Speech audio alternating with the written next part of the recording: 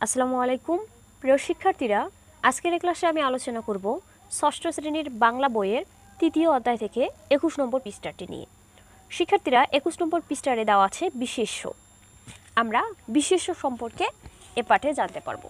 শিক্ষার্থীরা, তোমরা কি জানো বিশেষ্য বলতে কি বোঝায়? বিশেষ্য কি?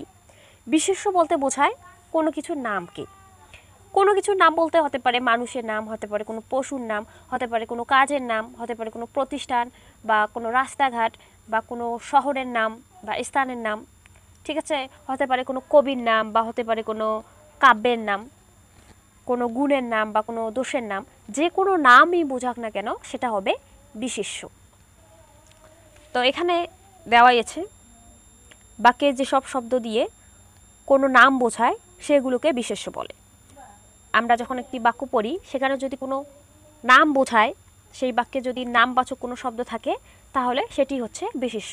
শিক্ষার্থীরা, এর আগের ক্লাসে আমরা একটি কাজ করেছিলাম। দেখো, এখানে একটি নমুনা একে গল্প দেওয়া আছে। এখান থেকে নাম বোঝায় এমন শব্দগুলো আমরা খালি জায়গায় লিখেছিলাম। এই খালি জায়গায় যে শব্দগুলো আমরা লিখেছিলাম, অর্থাৎ নাম বোঝায় এমন শব্দগুলোই হচ্ছে বিশেষ্য। ঠিক আছে? যেমন এখানে দেওয়া আছে ঢাকা। ঢাকা হচ্ছে একটি স্থানের নাম। গীতাঞ্জলি, রবীন্দ্রনাথের গীতাঞ্জলি। এরপর শিক্ষক, এরপর ইট, চেয়ার, বই, এগুলো জিনিসের নাম বোঝালেও এগুলো হবে বিশেষ্য। এরপর কাজ, পড়া, পড়ানো কাজ, শয়ন করা কাজ, ভোজন করা খাবার, এগুলো হচ্ছে কাজ, এগুলো কাজের নাম, তাই এগুলো হবে বিশেষ্য। এরপরে দেখো কি বলা আছে, পাঠ থেকে বিশেষ্য খুঁজি। বিশেষ্য খুঁজতে হবে কোথা থেকে? চিঠিবিলি ছড়া ও সুখী মানুষ নাটক থেকে বিশেষ্য শব্দ খুঁজে বের করে তার একটি তালিকা তৈরি করি।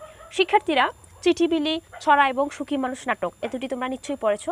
সেখানে যে বিশেষ্যগুলো দেওয়া আছে বা নাম বোঝায় এমন যে শব্দগুলো ছিল সেগুলো তালিকা করে এই ফাঁকা জায়গায় লিখতে হবে।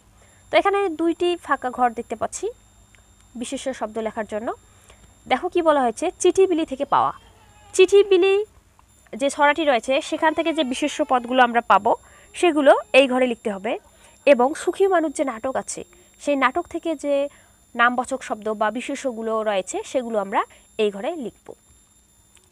তো শিক্ষার্থীরা, চিঠিবিলি থেকে যে বিশেষ্যগুলো আমরা পেয়েছি সেগুলো হচ্ছে ছাতা, মাথা, ব্যাং, চিঠি, দেয়া, খেয়া, মাঝি, চিংড়ি, বাচ্চা, চোখ, বিল, খলসে, সাজ, রোদ, নদী, কাতলা, বর্ষা।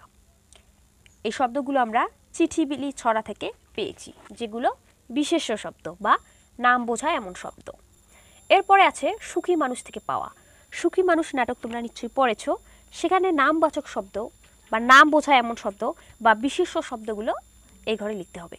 তো সুখী মানুষ নাটক থেকে যে বিশেষ্যগুলো আমরা পেয়েছি সেগুলো হচ্ছে রহমত, কবিরাজ, মোড়ল, সুবর্ণপুর, গরু, ধান, অত্যাচারী, পাপী, বাড়ি, মূর্খ, মানুষ, প্রাণী, বাঘ, হিমালয়, পাহাড়, সমুদ্র, চন্দ্র, নক্ষত্র, শরবত, মুরগি, ফতুয়া, জামা, কাঠ, বাজার, চোর, পাগল, রাজা, বাদশা। শিক্ষার্থীরা, এই যে শব্দগুলো বিশেষ্য শব্দ, এগুলো আমরা সুখী মানুষ নাটক থেকে পেয়েছি। তো তোমরা যদি বিশেষ্য শব্দ সম্পর্কে বুঝে থাকো বা নামবাচক যে শব্দগুলো রয়েছে, নামবাচক শব্দ কাকে বলে সেগুলো যদি বুঝে থাকো, তাহলে যে কোনো অনুচ্ছেদ, যে কোনো ছড়া, কবিতা, যে কোনো নাটক বা গল্প থেকে তোমরা এই বিশেষ্য শব্দগুলো সহজেই আলাদা করতে পারবে। তো শিক্ষার্থীরা, আজকের ক্লাস আর লম্বা করছি না, আজ এখানেই শেষ করছি।